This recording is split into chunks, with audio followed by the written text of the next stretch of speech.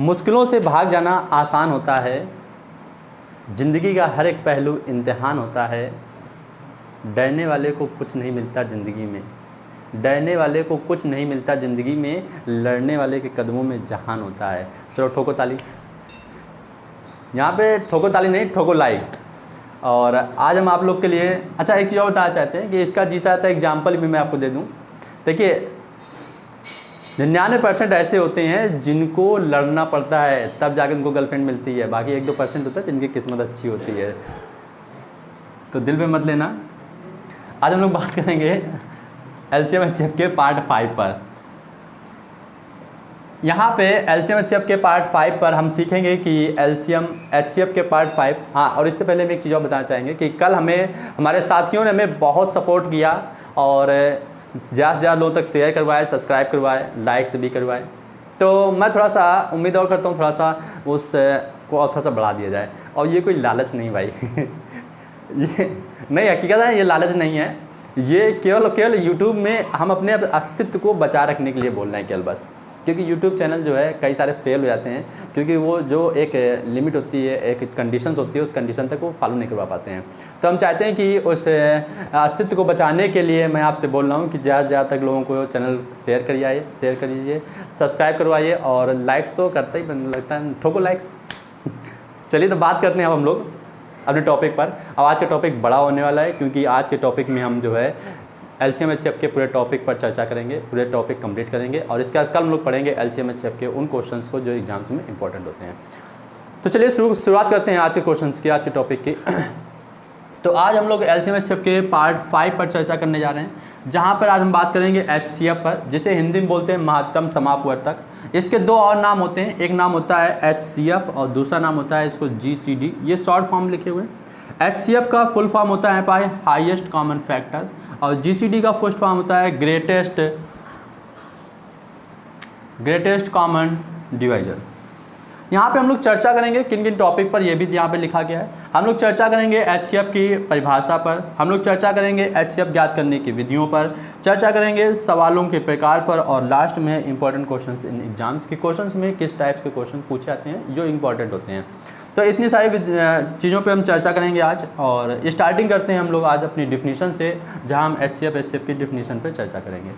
तो कहा गया है कि एचसीएफ जो है वह बड़ी से बड़ी संख्या होती है। देखिए एलसीएम में छोटी से छोटी थी, एचसीएफ की बात करेंगे तो एचसीएफ में कहा जाता है वह बड़ी से बड़ी संख्या जो दी गई संख्याओं को पूर्णतः विभाजित करती है, उसे एचसीएफ कहते हैं। फिर से एक बार रिपीट कर देते हैं, वह बड़ी से बड़ी संख्या जो दी गई संख्याओं को पूर्णतः विभाजित करती है उसे हम लोग एचसीएफ बोलते हैं, उसे हम लोग जीसीडी बोलते हैं, उसे हम लोग महत्तम समापवर्तक बोलते हैं। तो ये रही हमारी परिभाषा और इसी परिभाषा के साथ साथ हम आगे सीखते हैं इनके एचसीएफ ज्ञात करने की विधि, सवालों के प्रकार और इम्पॉर्टेंट क्वेश्चंस। तो चलिए देखते हैं कितनी विधि। चलिए देखिए, हमने बताया कि एचसीएफ निकालने की कितनी विधियों का हम इस्तेमाल करेंगे। एचसीएफ निकालने की हम 3 विधियों का इस्तेमाल करेंगे जो कि यहाँ पे लिखी गई हैं। एचसीएफ निकालने की जो पहली विधि है वो अभाज्य गुणनखंड विधि है। एचसीएफ निकालने की दूसरी विधि है भाग विधि और तीसरी है अंतर गुणनखंड विधि। एचसीएफ और एलसीएम के क्वेश्चंस इतने इंपॉर्टेंट होते हैं कि हर एक एग्जाम से पूछे जाते हैं, ये श्योर होता है। अच्छा, एचसीएफ निकालने की जो हमने 3 विधियाँ लिखी हैं तो इम्पोर्टेंट ये कि हम कौन सी विधि को फॉलो करें।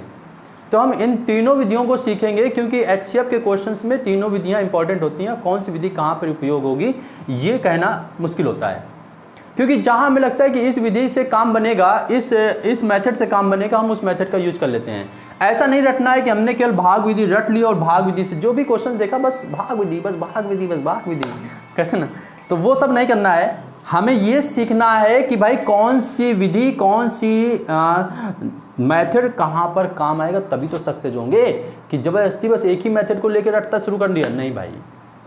जब ये पता चलेगा कि हमें कौन सा मेथड कहाँ पर यूज करना है तब आप जल्दी सक्सेस होंगे। इसी बात को हम सिखा रहे हैं कि आप एचसीएफ के इसलिए तीनों मेथड आप सीखिए कि ये तीनों मेथड कैसे काम करते हैं ताकि क्वेश्चंस करते समय आप उनको आसानी से कर पाएँ। क्लियर। तो हम एक एक मेथड की बात करते हैं। सबसे पहले बात करेंगे अभाज्य गुणनखंड विधि की, फिर भाग विधि की, फिर अंतर गुणनखंड विधि की। तो एक ही क्वेश्चंस को लेकर के हम तीनों एग्जांपल्स, तीनों विधियों को डिफाइन करने वाले हैं। तो चलिए शुरू करते हैं एलसीएम एग्जांपल्स लेकर के हमारे पास।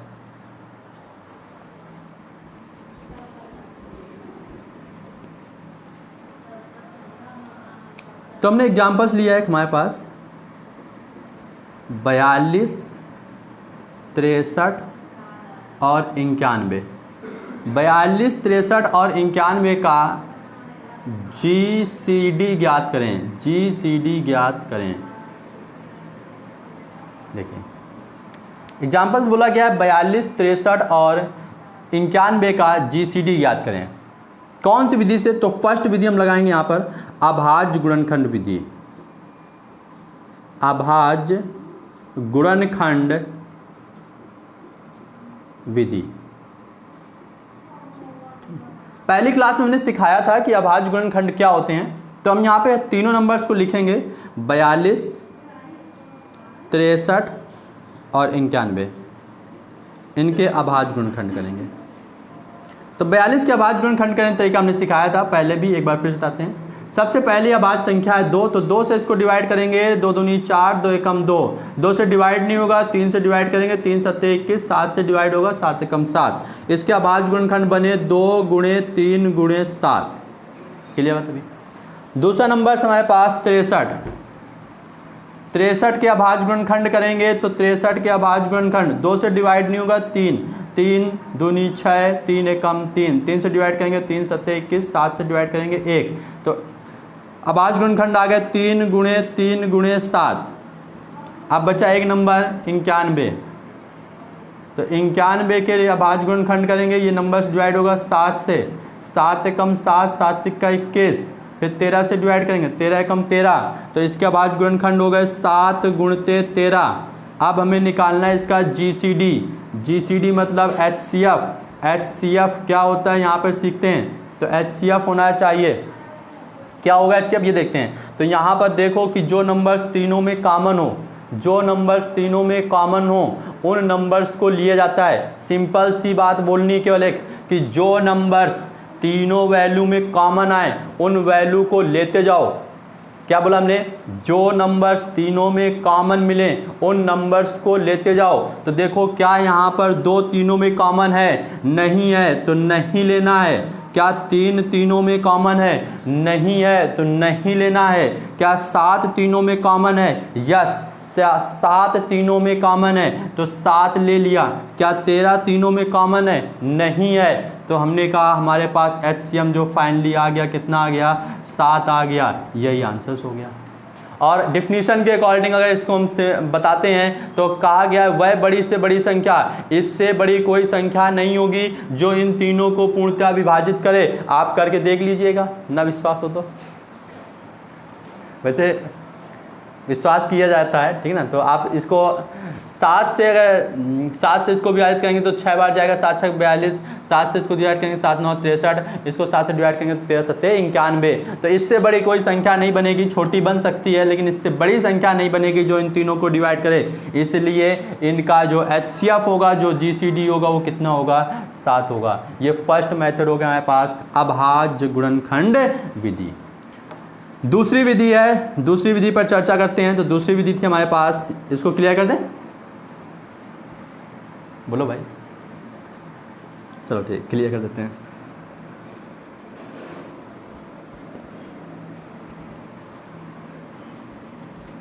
अभाज्य गुणनखंड के बाद दूसरी विधि थी हमारे पास भाग विधि।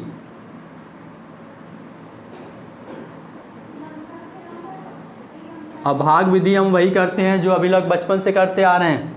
तो हमने कहा हम एक नंबर लेंगे 42 और दूसरा नंबर 63। 42 से 63 में डिवाइड करेंगे। भागफल और रिमाइंडर का बहुत बड़ा योगफल है। यहाँ पर 42 से 63 में भाग देंगे तो भाग जाएगा एक बार, यहाँ पे भागफल लिखा आता है, और जिससे भाग दिया जितनी बार जितना नंबर सा है वो यहाँ पर घटाया। 3 में 2 गया 1, 6 में 4 गया 2, 21। अब जो रिमाइंडर बचता है उस रिमाइंडर से भाग दिया जाता है इस वाली संख्या में, उस रिमाइंडर से भाग दिया जाता है इस वाली संख्या में, जिसे हम लोग बोलते हैं भाजक। तो यहाँ पर भाजक लिख लो उठा करके, जो कि 42 है। 21 का भाग देंगे 42 में, तो अगर टेबल आती है तो सीधे सीधे 21 दूनी 42 हो जाएगा। तो देखिए एक नंबर्स आया, जिस रिमाइंडर से ये संख्या पूरी डिवाइड हो जाए, यहाँ पर शेषफल कुछ ना बचे।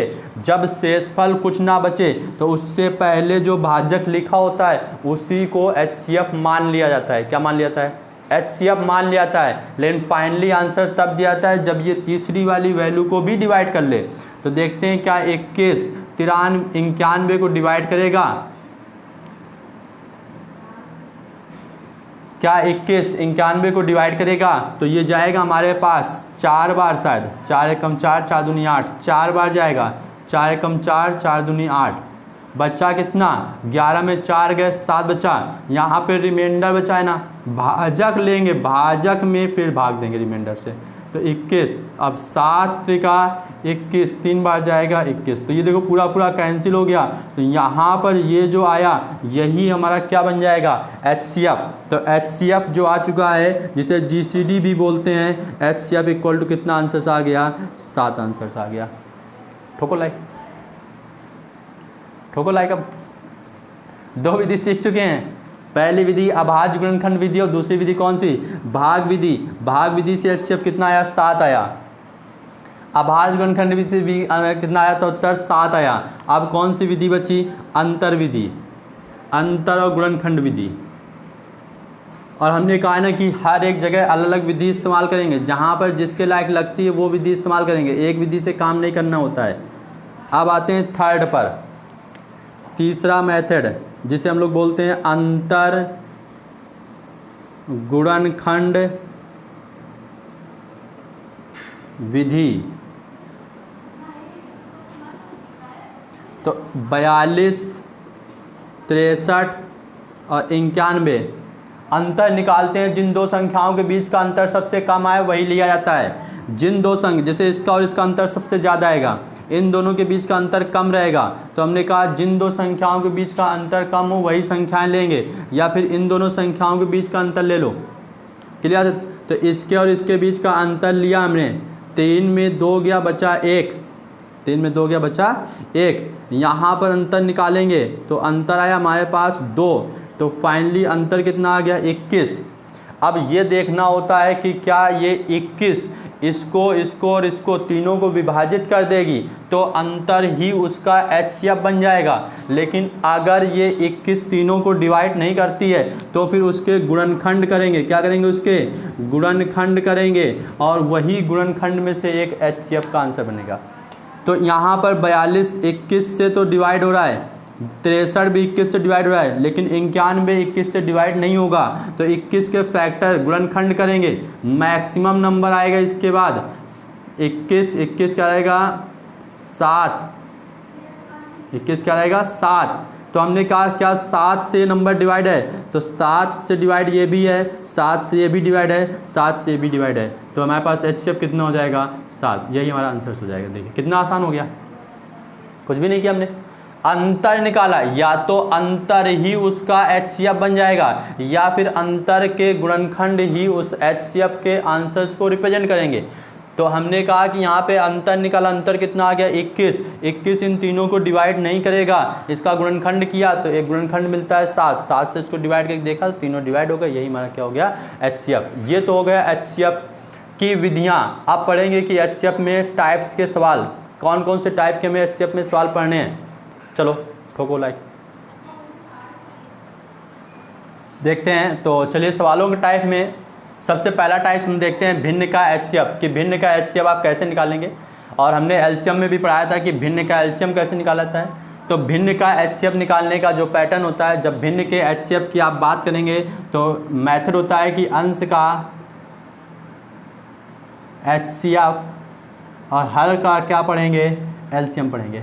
मतलब इन संख्याओं का हम HCF निकालेंगे और इनका हम लोग क्या निकालेंगे? LCM निकालेंगे। तो बताया गया 4, 10 और 20 का LCM कैसे HCF निकालना है।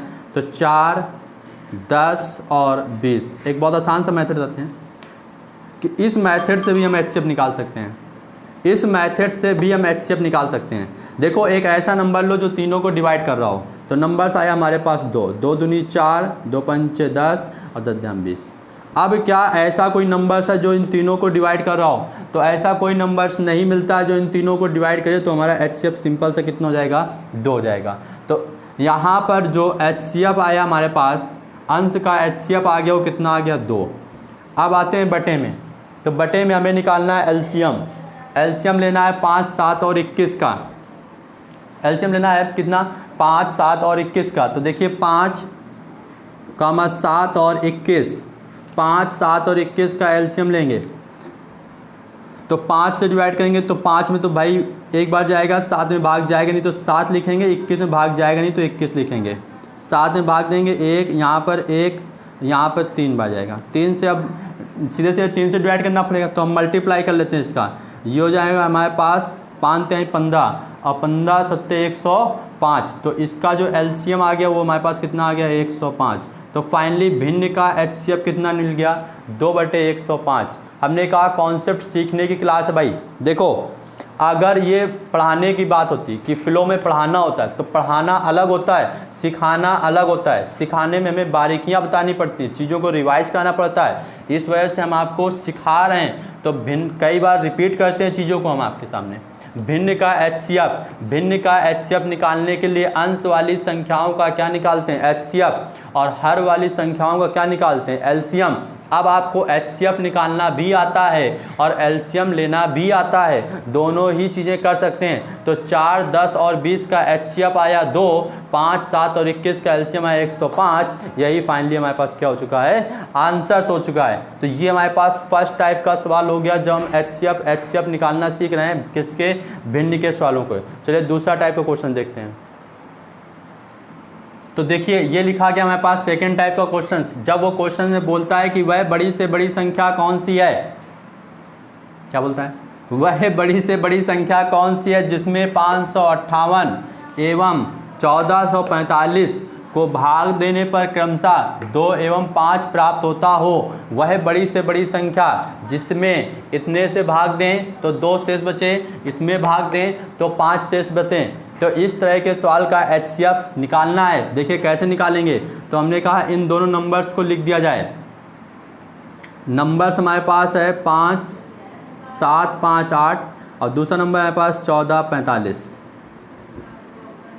इसमें से 2 घटाएंगे तो वैल्यू मिलेगी हमारे पास, एक नई संख्या मिल जाएगी 756।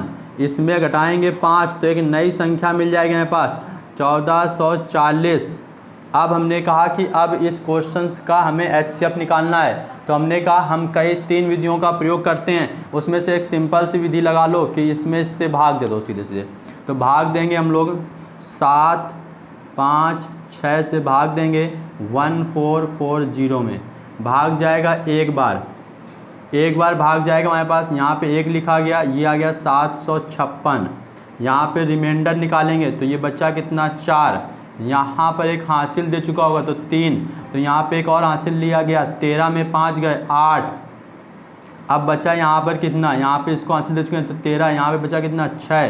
तो आया हमारे पास 684। अब 684 को भाग देंगे हम, 684 से भाग देंगे 756 में, फिर ये एक बार जाएगा तो वैल्यू आ गई 6, 8 और 4। यहाँ पे बचा कितना? 2। यहाँ पर बचा 2। यहाँ पर देखिए कितना बचेगा, तो एक हासिल देंगे 15, 15 में 8 गए, बचा कितना? 7, 72 ही बचेगा। फिर इसको पूरा नोट करेंगे यहाँ पे तो ये 68, 4, 684। अब ये वैल्यू जाएगी कितनी बार? तो देखो यहाँ पे 7 लिखा है, यहाँ पे लिखा हुआ है 68। एक बहुत सिंपल से लॉजिक से इसको देख लेते हैं कि 7 9 63 होता है और ये 68 लिखा हो, तो शायद हो सकता है 7 या 9 बार से बीच में भाग जाए। तो हम 9 7 63 सीधे 9 से करके देखते हैं। 9 दूनी 18 की 8, हासिल लगा 1, 9 9 7 63 और 1 64। बचा कितना हमारे पास? बचा 6। यहाँ पर बचा कितना? 3, 36। 72 में भाग देंगे तो 2 बार चला जाएगा, पूरा 72 कंप्लीट डिवाइड हो गया। कितने से डिवाइड हो गया? 36 से डिवाइड हो गया। तो वह बड़ी से बड़ी संख्या जिसे हमें पूछा गया था वो HCF कितना निकल के आएगा? 36। 36 से अगर इसको भाग देंगे तो 2 शेष बचेगा, अगर इसमें भाग देंगे 36 से तो 5 शेष प्राप्त होगा। तो ये हमारे पास दूसरे टाइप के क्वेश्चन हो गए HCF के। चलिए अब आगे देखते हैं तीसरे टाइप के। तो भाई ठोकोगे नहीं क्या? लाइक शेयर करते जाओ, सब्सक्राइब भी करते जाओ, ठीक है ना। चलिए आगे क्वेश्चन देखते हैं।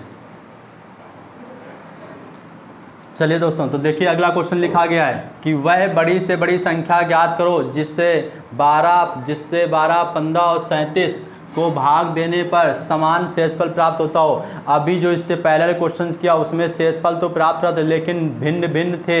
यहाँ पर जो शेषफल प्राप्त होगा वो कैसा होगा, समान शेषफल प्राप्त हो। एक ऐसी बड़ी से बड़ी संख्या बताओ कि 12 से भाग दें, उसी से 22 से भाग, उसी में 22 से भाग दें, उसी को 37 से भाग दें, तो जो शेषफल आए इन तीनों का वो क्या आए, समान आए।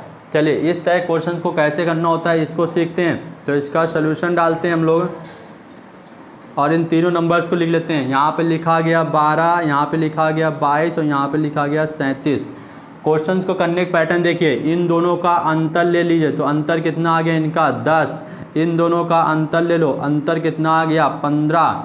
इन दोनों का HCF ले लो तो HCF लेंगे 10 से भाग देंगे 15 में, तो 10 एकम 10 एक बार जाएगा, बचा कितना 5। 5 से भाग देंगे 10 में, 5 दूनी 10। देखो पूरा पूरा डिवाइड हो गया।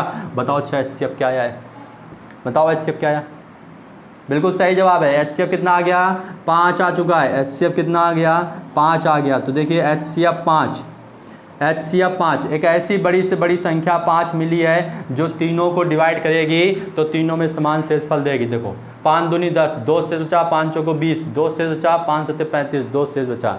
क्लियर हो गया। तो ये दूसरे टाइप का सवाल रहा शेषफल में। जब समान शेषफल बोलता है तब उन तीनों संख्याओं में 2-2 का अंतर ले लो, उन अंतर का HCF निकाल दो, वही फाइनली क्या हो जाएगा हमारे पास आंसर्स हो जाएगा। क्लियर। ये तीन टाइप्स क्लियर। भिन्न का HCF निकाला, अंतर डिफरेंट वाले निकाले, समान शेषफल जब शेषफल ना दिया जाए लेकिन समान शेषफल प्राप्त हो तब क्वेश्चन कैसे करेंगे। चलिए अगला क्वेश्चन करते हैं। तो अगला क्वेश्चन हमारे पास लिखा हुआ है, वह बड़ी से बड़ी संख्या ज्ञात करो जिसे 99, 147, 1011 को भाग देने पर प्रत्येक स्थिति में 3 शेष प्राप्त हो। देखो हमने शेष वाले ही 3 क्वेश्चन बताए। पहले में था अलग अलग शेष प्राप्त हो रहा था, दूसरे में था कि समान शेष प्राप्त हो लेकिन शेष नहीं देता था, तीसरे इस क्वेश्चन में हमारे पास तीनों में ही भाग देने पर एक स्थिति का प्रत्येक स्थिति में 3 ही शेष प्राप्त होता है। इस तरह क्वेश्चंस का करेंगे। तो हमने कहा ये क्वेश्चंस करने का पैटर्न हमारे पास बिल्कुल सेम वही है जो पहले था। 99 में 3 घटाया हमने पास, कितना आ गया 96। 147 में 3 घटाया कितना आया 144 और 1011 में 3 घटाया वैल्यू कितनी आ गई 1008। फिर अगला क्वेश्चन, तो इस क्वेश्चन करने का सिंपल तरीका बताते हैं। इन दोनों का अंतर निकाल लो।